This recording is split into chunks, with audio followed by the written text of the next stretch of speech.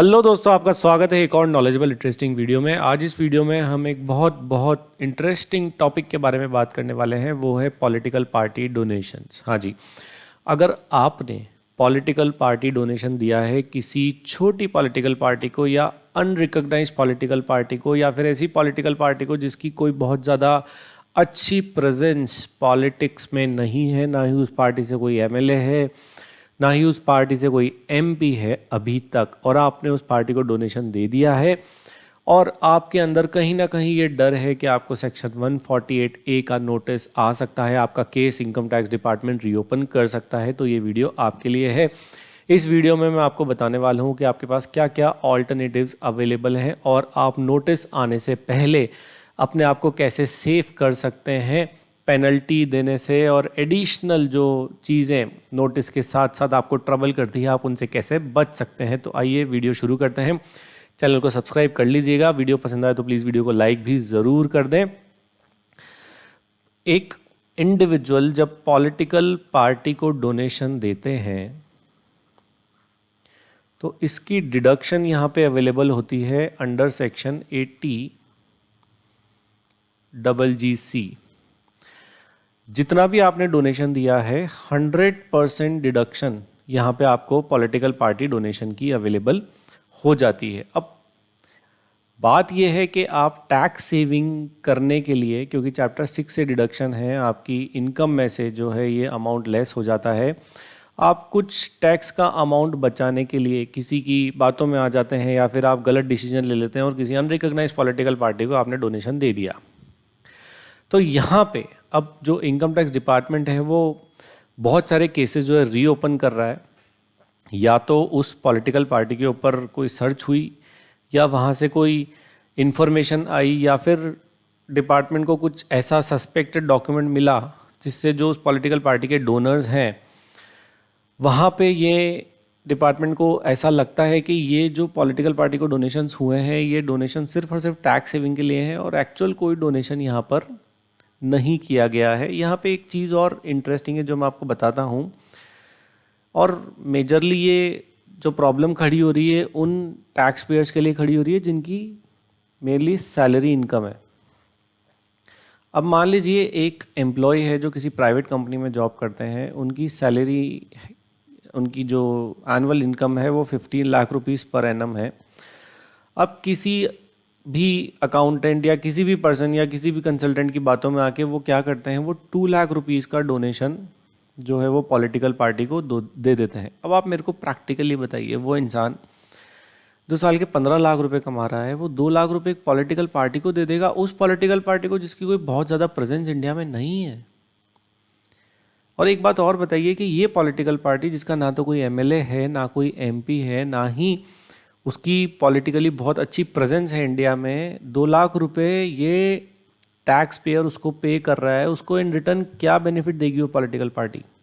I know it is donation, मेरे को पता है ये डोनेशन है, बट कहीं ना कहीं अगर आप 1 रुपया भी खर्च कर रहे हैं तो शायद कहीं ना कहीं आप ये एक्सपेक्ट करते हैं कि हाँ, या तो ये पॉलिटिकल पार्टी मेरे देश के लिए काम करे, मेरी कम्युनिटी के लिए काम करे, मेरे आसपास की जो चीज़ें हैं कम्युनिटी को डेवलप करे, जो भी करे, मतलब कहीं ना कहीं डायरेक्टली या इनडायरेक्टली कुछ ना कुछ रिटर्न तो हम एक्सपेक्ट उससे कर ही लेते हैं, राइट। तो यहाँ पे डिपार्टमेंट को भी पता है कि सब जो पूरा सिस्टम चल रहा है ये पूरा का पूरा फेक डोनेशन का सिस्टम है और सरकार ये सारे केसेस, अच्छा इंटरेस्टिंग बात ये है कि सेक्शन जो गवर्नमेंट है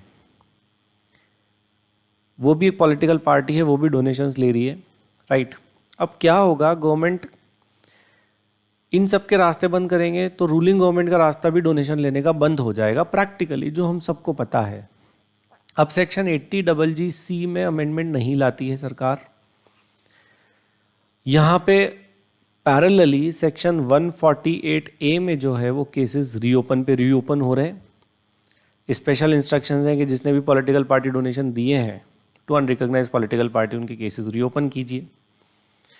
एक तरफ डोनेशन के सेक्शन में अमेंडमेंट नहीं है, स्ट्रिंजेंट उसको नहीं किया जा रहा है, दूसरी तरफ केस रीओपन किए जा रहे हैं, राइट। इसका मतलब दोनों तरफ से बेनिफिट कहीं ना कहीं आता दिखता है यहाँ पे।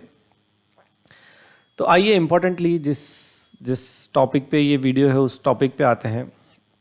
अब क्या होगा अगर आप अपने आप को सेफगार्ड नहीं करेंगे तो आपके ऊपर सेक्शन 148A का नोटिस डिपार्टमेंट इशू कर सकता है। आपका केस जो है वो री ओपन किया जा सकता है, आपको री ओपनिंग में लगा के आपका असेसमेंट किया जा सकता है।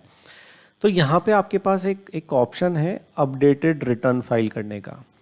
आप अपडेटेड रिटर्न फाइल कर सकते हैं विद इन 24 मंथ्स, राइट। अब यहाँ पे एक ऑप्शन है कि विद इन 12 मंथ्स फाइल करेंगे आप तो आपको सिर्फ 25% एडिशनल टैक्स दे देना है, आप पेनल्टी से बच जाएंगे। जो 148 में यहाँ पे सबसे बड़ी मार 148 में होती है पेनल्टी की, और पेनल्टी भी कितनी लगती है, कोई बहुत छोटा अमाउंट नहीं है, 200% है for miss reporting of income.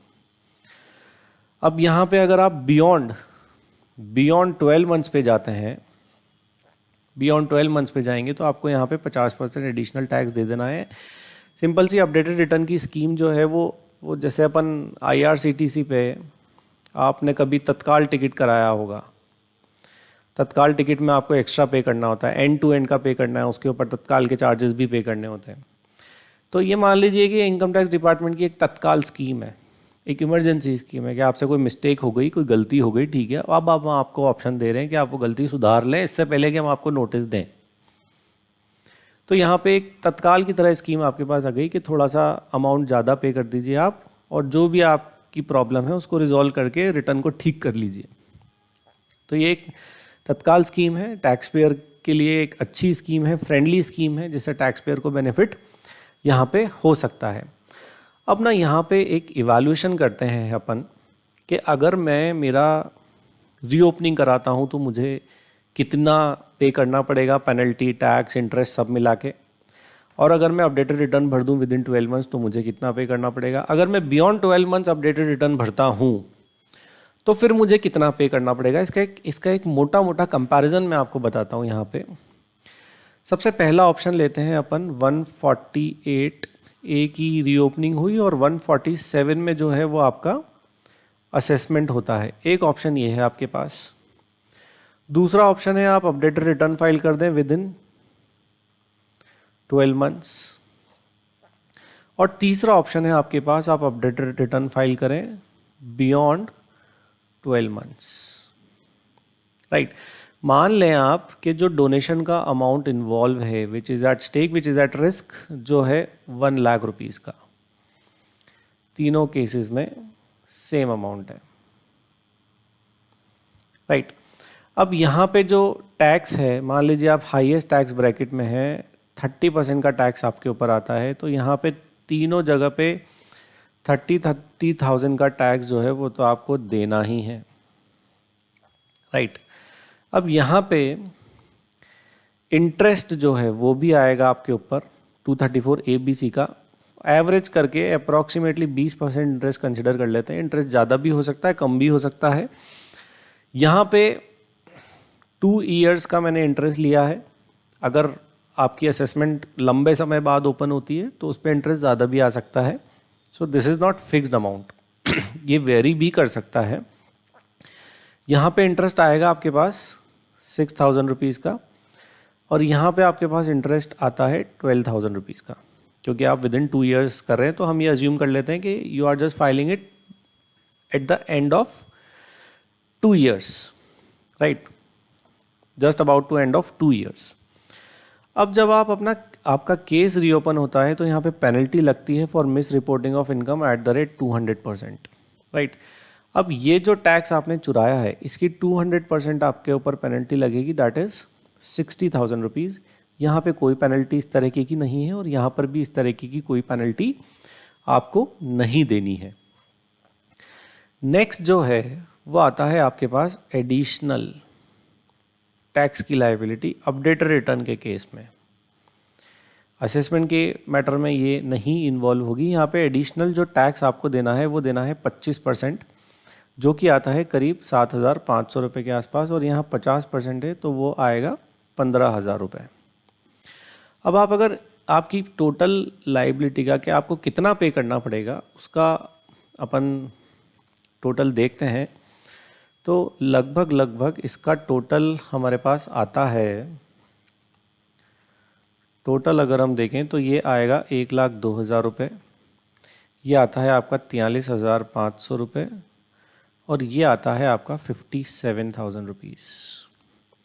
अब यहाँ पे हमारे पास पोजीशन बिल्कुल क्लियर है कि अगर आपका केस रीओपन होता है तो आपको देने हैं 1,02,000 रुपये, जो कि हाईएस्ट अमाउंट है तीनों ऑप्शंस में जो हमने अभी कंसिडर किए हैं। अगर आप अपडेटेड रिटर्न फाइल करते हैं विद इन 12 मंथ्स, जो कि एक सबसे अच्छा और सबसे सस्ता ऑप्शन है, आप बहुत कम पैसे देके जो है वो रिलीव हो सकते हैं, चैन की नींद सो सकते हैं। यहाँ पे सबसे कम अमाउंट आपको पे करना पड़ेगा, दैट इज़ 43,500 ओनली, और यहाँ पे जो है लगभग 57,000 रुपीज़ आपको पे करने पड़ सकते हैं। तो मेरे हिसाब से जो बेस्ट प्रपोजिशन है वो है ये वाली, this is best preposition. So, and this is also very important to file updated return at the earliest। जो हमने इस एग्जाम्पल से, पूरे एग्जाम्पल से जो हमने सीखा, जो समझा, वो हमने ये समझा कि अपडेटेड रिटर्न, अगर आपने ऐसा कोई गलती से डोनेशन कर दिया है किसी की भी बातों में आके या गलत डिसीजन लेके, और आप चाहते हैं कि नोटिस मेरे ऊपर आए उससे पहले मैं अपडेटेड रिटर्न फाइल कर दूं ताकि मेरे ऊपर प्रॉब्लम ना क्रिएट हो, मेरे को पेनल्टी ना देनी पड़े, अननेसेसरी जो है वो मेरे को ट्रबल ना हो, तो बेस्ट सोल्यूशन इसका ये है कि जल्दी से जल्दी अपनी अपडेटेड रिटर्न फाइल कर दें। उस अपडेटेड रिटर्न में उस पॉलिटिकल पार्टी डोनेशन का बेनिफिट को क्लेम ना करें, एडिशनल टैक्स आएगा वो जमा कराएं, नॉर्मल टैक्स जमा कराएं, इंटरेस्ट जमा कराएं और चैन की नींद सोएं। अगर आप अपडेटेड रिटर्न फाइल नहीं करते हैं तो आपके ऊपर जो सबसे बड़ी मार पड़ने वाली है वो है 200% पेनल्टी की, which is a penalty for miss reporting of income, और इस पेनल्टी से बचना बहुत मुश्किल आपके लिए हो सकता है, राइट। तो ये था एक मोटा मोटा इवैल्यूएशन के किस ऑप्शन पे आपको जाना चाहिए, आप जाते हैं तो कहाँ पर कितना अमाउंट आपको पे करना पड़ सकता है। So thank you for watching this video. अगर वीडियो पसंद आए तो प्लीज़ वीडियो को लाइक ज़रूर करें, चैनल को सब्सक्राइब भी कर दें। Thank you, thanks a lot, bye.